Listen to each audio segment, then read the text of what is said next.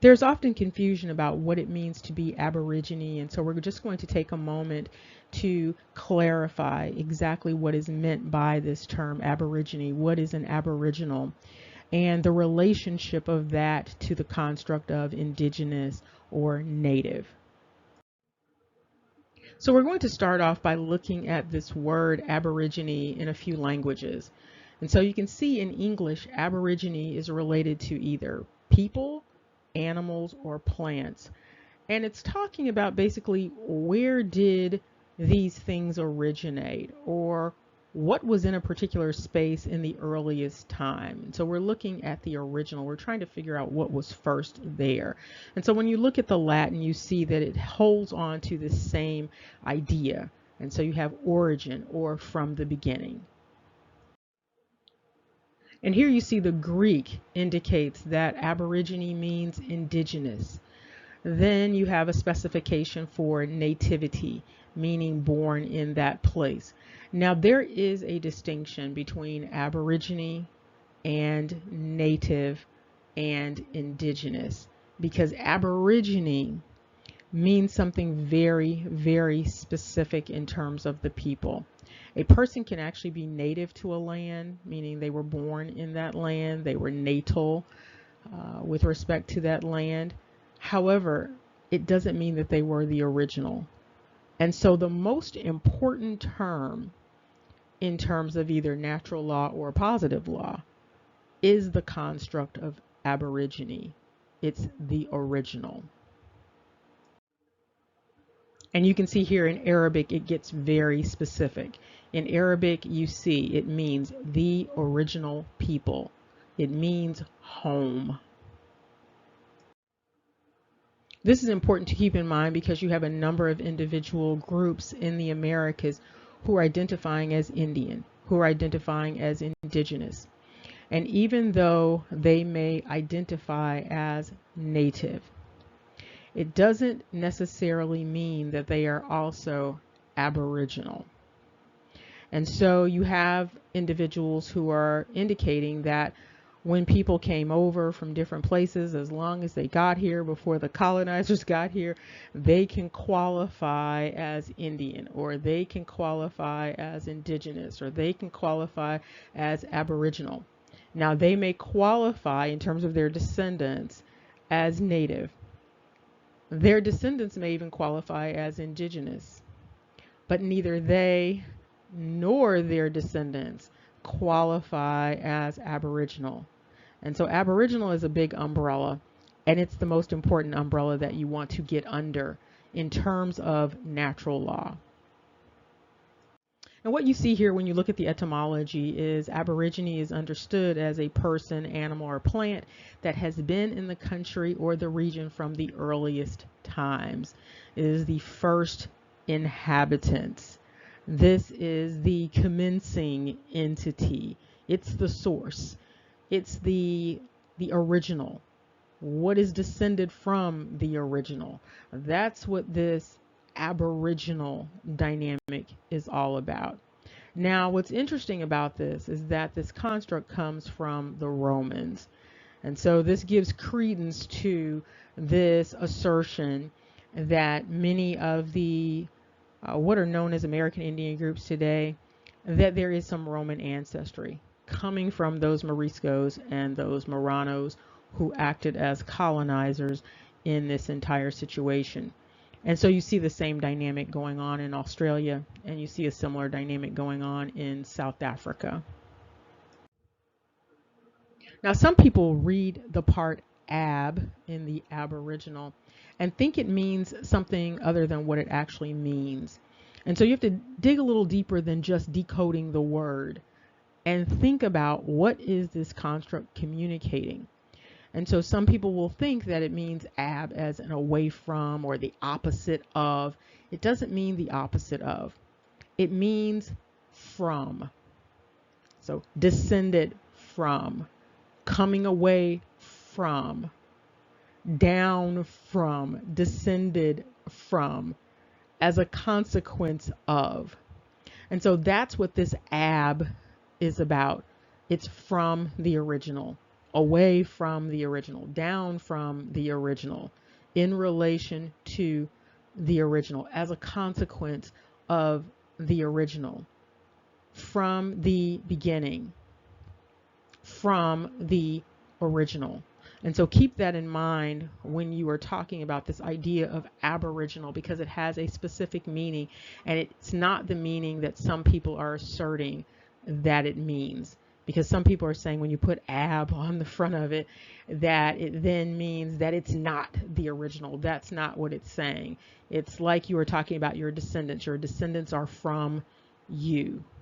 They are descended from, they are away from you. Because of treaties and other documents, people are trying to reframe what it means to be Aboriginal, and replacing it with constructs such as Native and Indigenous and Indian, because those are the words that are included in these treaties and these dynamics that have taken place in the past. And so you have this referencing to pre-contact and post-contact. Post-contact and pre-contact have nothing to do with Aborigine. A person is Aborigine regardless of whether they were found at a particular time by colonizers or they were not found. A person is either original or they are not. They are either from the original or they are not. It has nothing to do with whether they existed or were found or were made known prior to contact. Contact has nothing to do with this definition. And often people are confusing a number of constructs and muddying the water by tying all of these things together. So ultimately what we are seeing here is that Aborigine is about the early people. Who was at Cahokia during the earliest times? Who were the first people? Who were the progenitors? Who was the mother and the father of the people? It's not about pre-contact. It's not about post-contact. It's about who was first. And I'm providing these so that you can see that this same dynamic has taken place in Australia. So the process that you see going on in the Americas and the United States, this is the same process that took place in Australia with these classification systems and acceptance into Aboriginal communities, becoming a member of an Aboriginal community, and all of these things are inconsistent with how natural law operates and how biological relationships operate. And here you can see additional information from the Australian government about how Aborigine is defined. And this is just additional information about some of their attempts to formulate these ideas about Aborigine with respect to this construct of membership. And again, some of these dynamics that you see going on, they are related to not only oppression, but the internalization of oppression. Because as soon as people start trying to contort themselves to fit into these constructs that actually make no sense, they start to play games with themselves about the reality of what it means to be Aboriginal, about the reality of what it means to be family, basically, the reality of what it means to be descended from someone. And so as soon as they start to wander into the blood quantum dynamic, they start to wander into places that are inconsistent with reality. And this is additional information about these various tests that they were using in order to determine status. But again, you can't really determine status in this way based upon positive laws, because first is first and anything else is not first. This is additional analyses related to how this construct has been understood in terms of Australian law, and you might want to check it out. And so you see this same dynamic here where they are saying the act itself makes it clear that proof of descent from the pre-European settlement inhabitants is essential. And so this again is someone else allowing someone else to define them. and also to define reality, because you're still talking about this word aboriginal.